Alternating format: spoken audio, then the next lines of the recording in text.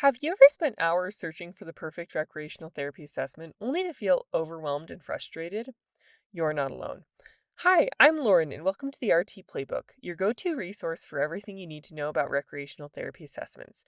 I'm a licensed and certified therapeutic recreation specialist, and I want to offer you the tools you need to empower your recreational therapy practice through excellent use of the APIDE process. Let's get into it. Today, we'll be talking about the Quality of Life Scale, an assessment that was originally developed by a psychologist named John Flanagan in the 1970s. The Quality of Life Scale measures exactly what it sounds like: quality of life. While this scale was first developed for use with healthy adults, John Flanagan gave his colleague Carol Burkhart permission to adapt it for use with adults with disabilities or chronic illness in 1981. Dr. Burkhart conducted research and determined the scale would benefit from one additional item on independence when using it with these populations. Dr. Burkhart's quality of life scale is abbreviated as the QOLS or the QOL. It's important to note that this is not the only quality of life scale out there.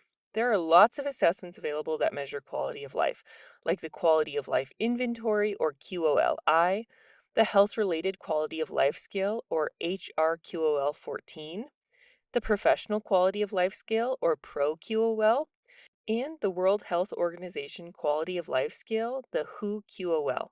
If you'd like to use the assessment we're talking about in this video, make sure it's properly identified as the QOLS or QOL. Psychometric properties.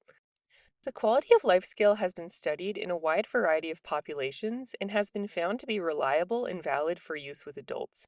Some of the populations that have been studied include patients with rheumatic disease, gastrointestinal disorders, cardiac disease, spinal cord injuries, psoriasis, urinary stress incontinence, PTSD, and diabetes.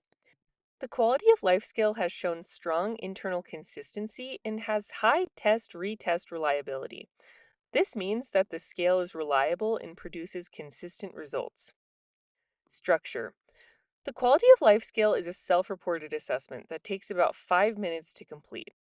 It can be done with pen and paper, on an electronic form, or you can also administer the assessment in an interview format. The Quality of Life Scale has 16 statements that clients rate their satisfaction with on a scale from 1 to 7. Let's take item 15 as an example.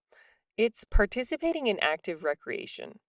The client can mark a 7 if they're delighted with their active recreation, a 6 if they're pleased, a 5 if they're mostly satisfied, and so on down to a 1 if they would rate their satisfaction with their active recreation as terrible, and they really need your help as a recreational therapist. All 16 of the items use the same rating scale. Encourage your clients to complete every item, even if it's about something that doesn't automatically pertain to them. For example, number 4 is having and rearing children. Even if they don't have children, they can still express their satisfaction or dissatisfaction with not having them. Scoring. The scoring of this assessment is simple. Just add the numbers of each item together. Scores can range from 16 to 112, and a higher score indicates a better quality of life. On average, healthy populations tend to score around 90 on the quality of life scale. So, looking at this example of a completed assessment, when I add all the answers together, the score is 48. It looks like this client has some room to improve their quality of life, which is something I can address using recreational therapy interventions.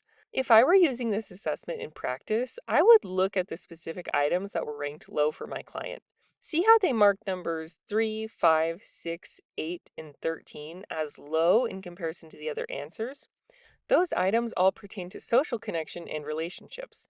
So, knowing this about my client, I can design their treatment plan around improving their social relationships and connection to others. It's my hope that improving social connection will improve their overall quality of life.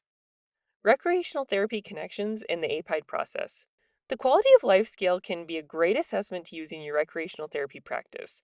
The scale covers 6 domains of quality of life, which are material and physical well-being, relationships with other people, social, community, and civic activities, personal development and fulfillment, recreation, and independence. You can use the quality of life scale to determine which of these domains your client has strengths and weaknesses in and choose interventions that will address them. You can also administer this assessment multiple times to get feedback on the impact your interventions are having on your client's quality of life over time. That kind of data not only helps you evaluate your own practice, but it can also demonstrate the power of recreational therapy to administrators or stakeholders who want to make sure that the programs they invest in have a definitive benefit to clients. Availability. The Quality of Life Scale is available for free at the link in the video description. For use in research or clinical practice, please contact Dr. Kimberley Jones for permission. Her email address is in the video description. Thanks for tuning into the RT Playbook, where we decode recreational therapy assessments one assessment at a time. I hope you're feeling empowered to use the Quality of Life Scale in your recreational therapy practice. See you next time.